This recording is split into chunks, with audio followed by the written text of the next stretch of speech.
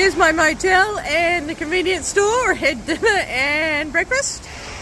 Good morning and welcome to day 29 of the Namparang Trail. As you can see, it's raining. It's been raining most of the night. So it's good being in a motel. Yesterday, yeah, it was good. I was on footpath most of the time, which I enjoyed. Yeah, a little longer than I expected. That footpath, it was actually ended up tiring because there was no breaks, no changes. So it was, yeah, a long day. And there's just no camping. It's so built up around here, so stayed at the motel. Today I've got another 5k to finish off course 52. And then the next course, 14.8k, estimated time 5 hours and easy. And it stays relatively full, but transition through farmland and then back through built up areas. So, but it's raining, but the forecast is to clear later in the day. Back under the railway bridge, go out and then we'll go back under again. Going along a nice road and the road stops. Gonna go over this ditch. I think it hasn't got too much water in it yet, and up a steep bank. Couldn't get up there, that was just too big, so I've had to go all the way along, scramble up the bank. Unfortunately, this road is sticky mud. Where it's got wet, it's just yuck. So I have to be very careful. It's also a bit slippery. Hopefully it's not too far. Happy to be back on a sealed road. That was awful. Yuck. Dear, mud on my shoes. It's terrible. Not often that happens on this trail. It was more that it was slippery was the problem. Yesterday, just before I stopped, there was a public safety announcement text message warning of the heavy rainfall and to prepare. And they use those public safety messages quite a bit. So I've had I think about 3 now about warning of fire risk. There was one for a lost old lady. They use them for all sorts of different things. That sign's had a bit of a hard life.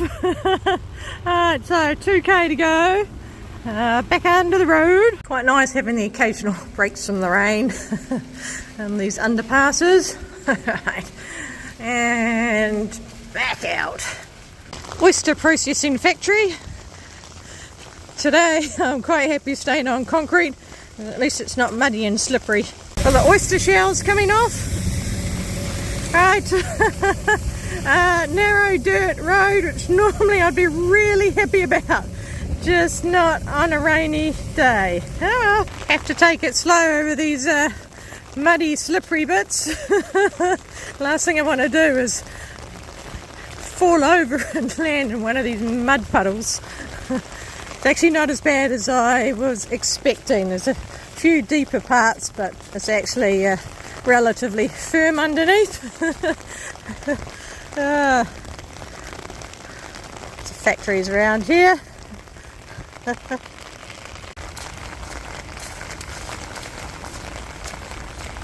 Yay, back to concrete.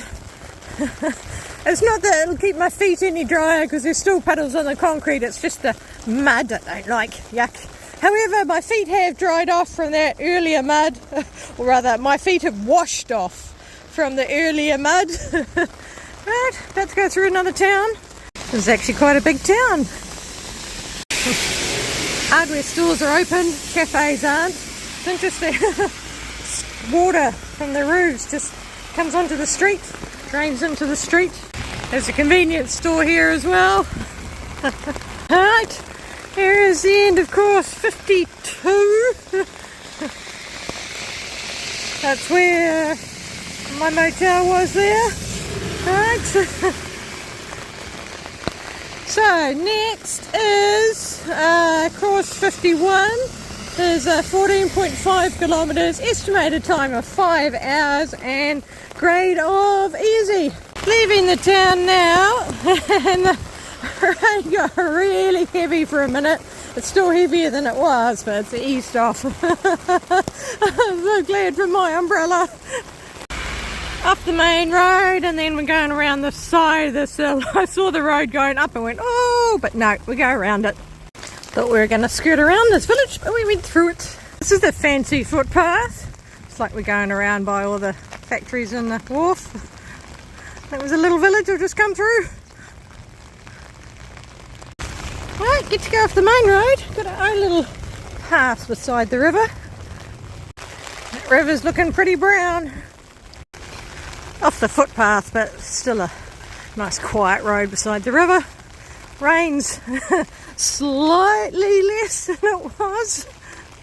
Come out from the river and about to cross over. Heading that way. No, not heading that way. We're going across and then down that way. Rain's got heavier again. I've met another Namparang hiker. Smile.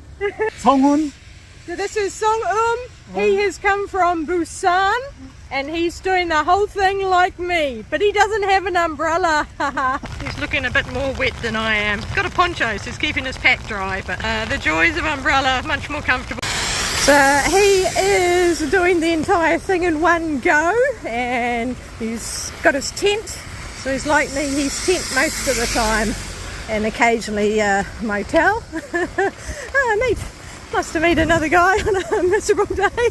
It's not miserable, I'm not cold and I'm pretty dry, so it's not too bad actually. If I completely ignore the busy road, it's really pretty. Cliffs over the other side, yeah. Leaving the busy road over this bridge. And decorations, horses along the barriers, ships, horses. Turning down here, little trail to get to a dirt road, and then following a dirt road for a little bit. A tour ahead, looking at a big rock. I think they are looking at the historical village, which must be here. Right, we are heading up here. So it's Assumption, a Japanese castle, and we're heading up the hill, and it looks like we do a little out and back, must be to a viewpoint, and then carrying on. And the battlements. So this is the gate that led to the tower of the fortress. It was L-shaped for defensive purposes, and it's constructed by randomly stacking untrimmed rocks, and then huge rocks are placed on the upper parts. It's from, this picture is from 1598. So our toilets here, sunshine. So this is an out and back. The double arrow is showing it's an out and back. Hey. Still climbing a little bit more, like a gun emplacement. That's the way I've just come up. Let's go all the way over here. So these are the foundations of the main tower, the defensive position and the command position. It was in the pictures that they've got from 1598, shows it 3 stories, but inscriptions they found on the foundations suggested it was 5 stories, and it was restored in 2007. Got some good views. In the mist and the rain, it's a massive port complex. Gives an idea of the base of the tower as well. Alright. And heading back down. Imagine being part of the quick reaction force on your horse, galloping through here on your way out to defend the fort. And we go a different way to have a look at the rest of the place. It's like more foundations. So this is the main gate, connected the main wall and the outer walls, and there was a moat, and this was a bridge across. So I think I'm standing in where the seawater went and the moat went above, the bridge went over there. So it's got a little picture of it. It's actually quite a big fort. If the outer walls are only here, and that tower is actually quite far away. It's way up way up there. So yeah, it's a big facility. Okay, leaving. So that was the Sunshine Japanese Fortress up on that hill, and we've got the Jungmusa Shrine, 200 metres, and we are going this way. There's a reinforcing wall. It's quite neat. It's got ditches of the water all the way up. I think this is the shrine up here. So 100 years after the invasion of Japan, 1592 to 1598, people moved to this area. However, there are reports of ghosts of dead Japanese soldiers seen in the area. So people decided to build a shrine with Admiral Lee Sun-shin's portrait and ancestral tablet. After that, people dwelled comfortably.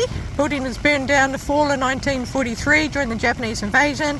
However, after independence from Japan, Admiral Lee Sun-shin's artifact foundation was formed, rebuilt the building again. Later, portraits and tablets of General Song Hyu-rip and Yong-an soldiers under Admiral Lee's command were enshrined here.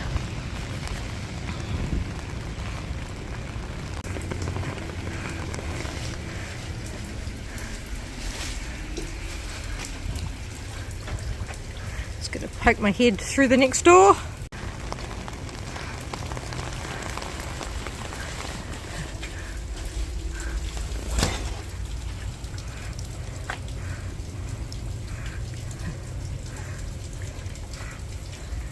These decorations are just gorgeous. That's the bridge I crossed. I'm quite happy for a little dog leads when it's interesting things like that little historical tour. It's starting to get heavier rain again. Nice to have a little break from the rain going under the bridge. Back to Sealed Road. I think we're beside the water. It's a stop bank. I think my temperature is perfect. I've got my thermal on underneath my rain jacket. And I did have my thermal hat on underneath my baseball hat, but when I went up to the fortress it was a little bit hot, so I've taken it off. But yeah, temperature's perfect. It's that busy road there, but got some nice reeds. These reeds are actually quite extensive. I'm playing dodge the puddle. It's keeping me keeping my attention going. Got to be careful dodging because there's some of these patches are mud and some of them are firm. Right, it's fun, but we're turning and back on a road again. Past both sides of the road and a pedestrian crossing, but the only thing there is a single factory. Interesting.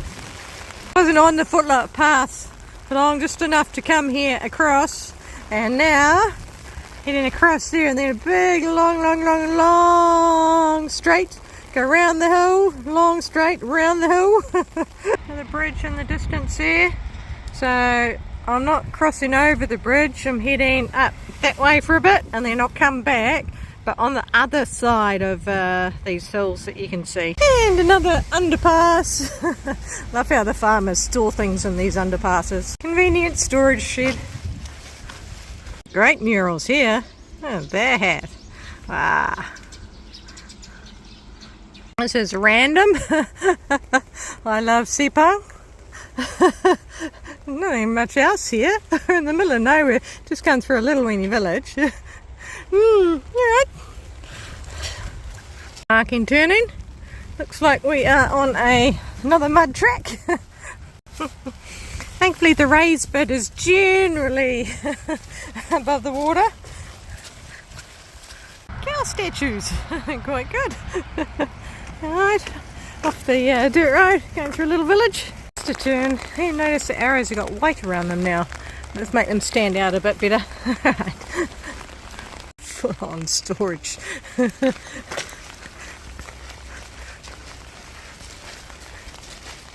Definitely future proofing. So 4 lanes, but as soon as it gets to the bridge it's a little tiny single lane country road. Same thing there, it's a little single lane country roads and as well. And yet it looks like it's a massive population base this is supporting. Another pretty bridge. There is a larger town coming up, so I might have a look at for a cafe and take a break from the rain. And walking through the city now. Not for long, it's going to turn off pretty quick. To the cafe, and they actually had a almost savoury sandwich. It was ham and cheese, but the bread was really sweet with chocolate sauce on the plate, but it was really good. And the coffee, just sat there for a little bit, just enjoying not being in the rain. And then I asked her if she could fill up my water bottle, and then she handed me a couple of bars of chocolate as well. So trail magic. Alright, so I'm guessing I'm in Gwangyang. Right. Oh, that was good. That was nice. I'm at 21 kilometres. Just about out of town. It's like a nice park in there. Almost looks like a whale way in the distance. Alright, there's some toilets down there as well. Surprised I haven't seen the sign.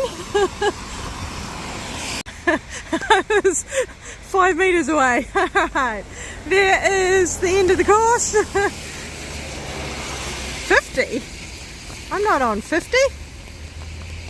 This is the course coming up. Oh, wow, this is nice.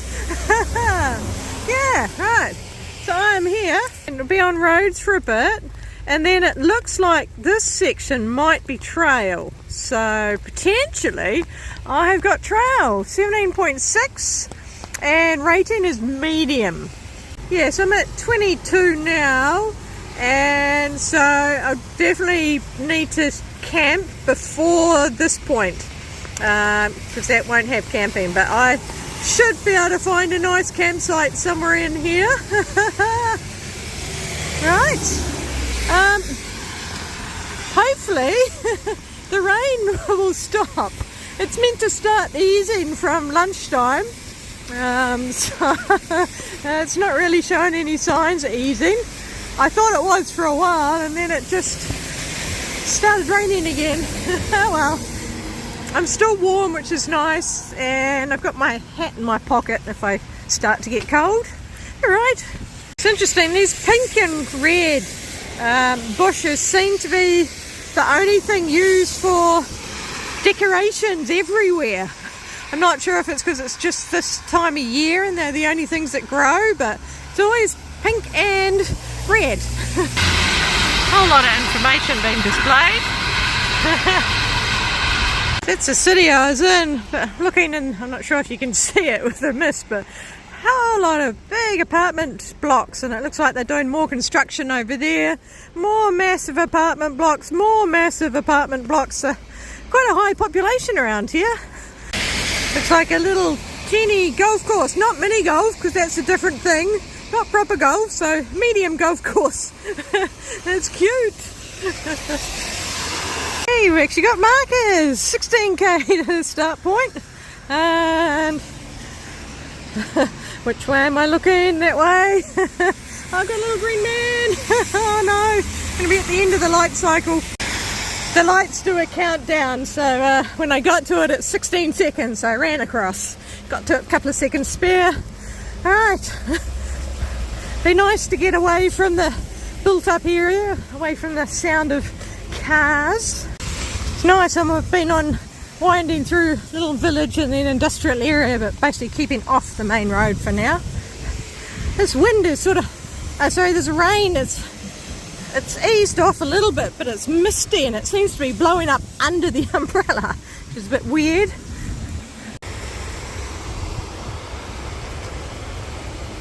All the different types of things you can eat here. Maple sap, marsh clams, green plums, autumnal gizzard shards, grilled chicken, dried persimmons, grilled eel. Still haven't had eel yet. Must find somewhere. I'm there. And they'll be heading over there.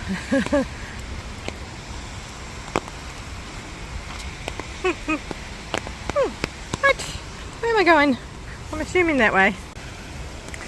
13.4 kilometres, and this is where we now leave the main road and start heading up the valley up this way. So it should get a bit quieter. It's colourful.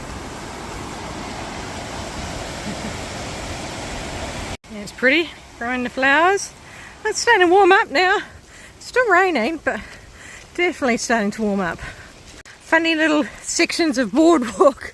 I think they are, obviously this is an area where flowers are grown, so I think it's so that you can take photos and have a look at the flowers. Another nice mural. Right. Map of the valley.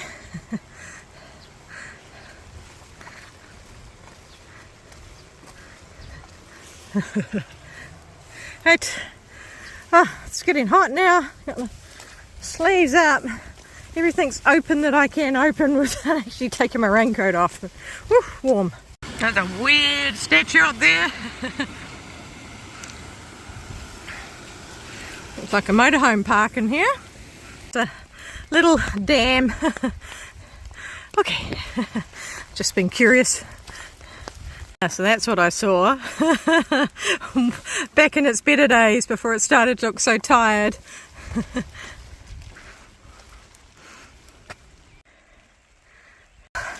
Climbing up, I am very, very hot. See how good these thermals are at wicking sweat away. So I am definitely sweating now. Whew. Climbed up since the reservoir. It's a reservoir just down there. Getting up into the mist now. It's still raining, but really misty up top. Whew. It's only light rain at the moment. Lots of climbing. So hot. I'm open as much as I can. Pit zips open. Head off. That is really steep. Really, really, really steep. Looks like I'm at the top now. Whoa, that was very, very hard work. Nice little Namparang trail seats. Right. And along the side of the hill a bit, slowly dropping. Absolutely drenched. Don't know why I'm bothering with the umbrella. It's so wet with sweat now. Come over the hill, and I was about to do a video saying oh, it's so nice and beautiful and peaceful. Just came over the brow of the hill and I can hear the road again. But it is beautiful on this road. This is gorgeous. And now that I'm going downhill, it's nice. I'm slowly starting to cool down. Enough that I've stopped sweating, still need to dry out a bit. Beautiful and peaceful. Big expressway down there in the ocean. And beautiful and peaceful. Oh, I'm about to go back up again. Right, some exercise equipment up here. Interesting. Come all the way up here. I have just about to hit 30k and surprisingly my legs are feeling pretty good. I thought after being so tired yesterday that my legs would be tired today, but at the convenience store I grabbed electrolytes and a fatty meal and ate a lot, and it seems to have completely replenished everything. So yeah, feeling good. Full of energy. I think being a lot cooler temperature helps as well, and I've been eating regularly. To come 9k, 8.5k to the course start point. Could take a look at an observatory, but it's 1.3k that way, so I think I'm going to pass on that one and continue this way. Almost looks like a fire has come through here. The trunks have gone very black.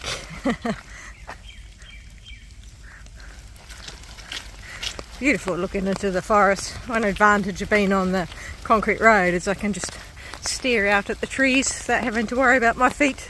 Looks like tunnels way down there. Join this road, it's going along the side, very gentle up, very gentle down, but generally keeping relatively the same elevation. It's lovely. That's a nice shelter. There's a shelter like this and another 4 or 5k, and I'll be very happy because my tent can go there. I'm not going to do any action shots today because I don't want the camera to get wet, but this is my rain setup, so my high-tech drawstring rubbish bag does a great job, apart from when the car splashed, it all came up underneath, but it's pretty good. Rain jacket, sleeves up because I'm so hot. That's the most I've all seen in one place. Wow. Big family, or is it a village plot? Right. There's more exercise equipment ahead. One's got a track coming up from below. Come up to the hill, exercise. Right. Ooh, it's really getting misty now. Still raining a bit, but oh, it's very misty. I am very impressed with my thermal. It's the lightest weight of Politech Alpha Direct fabric. I made it myself, and yeah, I'm really happy with it. It's very warm. I've been wearing my hat made out of that every evening, and for being such a tiny weeny little thing, I think it's about 12 or 14 grams. It's really warm, and yeah, I'm wearing the top today directly against my skin, apart from my merino bra, and got absolutely saturated going up the hill, but I feel perfectly dry now, so I'm not sure if it's actually dried out. But yeah, around my neck has completely dried out, and I know that was saturated, and yeah, it didn't feel wet. It felt quite comfortable. I know my back is still wet just because it's very hard for it to dry out when it's hard against the pack, but it still feels nice and comfortable. It doesn't feel wet. So yeah, very impressed with it. I usually struggle with thermals because of the fact that I heat up so quickly when I'm going up hills. I always end up absolutely drenched, and yeah, and then I end up feeling cold often. But nope, happy with these. Hey, it's pretty. Beetly thing. 5k to go. We're actually crossing the road. The road's in a tunnel underneath, way underneath where I am. Still, we have been steadily dropping, but we're still quite a bit higher than the road. I'll start keeping an eye out for campsites. It's been pretty steep so far, and if I don't find one, wow, oh, that would be a shame, because at the course end point, it's actually a city, and there are a lot of motels there. So it's not a big deal if I don't find a campsite, but I will be still looking. I was having a look at my phone. Why is it playing music? I don't understand. And it's this thing. Right, so there's a shelter here. Obviously it's a CCTV camera looking directly at it. So I was very tempted, but I will not. So I'll keep going. I'm not sure what the CCTV was saying, but anyway, there's something, a virus on my phone. There's no apps open. I don't know what's happening. That's a shame, because that shelter was bone dry. There's a city through there. So I'm about to do the very steep part of the drop. Right, back down the bottom. Wasn't too bad, 2.9k to the course start point. There was that hill was just really steep, and there was one spot that was alright, but there was a sign in red which I think was saying private property, so I didn't. Right, so staying on this bike path all the way, curves around, I think between the trees, and then I stopped not far off the other side. I've just booked a motel. It's raining. There was genuinely, I did look. This is a new surface. It's the athletic track, but and tiles. But back to the bike path now. Oh, this is my longest day yet. I'm at 37.3, and I've got another 1 to 1.5k to go, so woohoo, longest day, and surprisingly feeling pretty good about it. These sound barriers are really effective, considering how busy that road is. Right, last little bit. 38.7k, and this is where I shall go off trail. Oh, nice. Standard bathroom.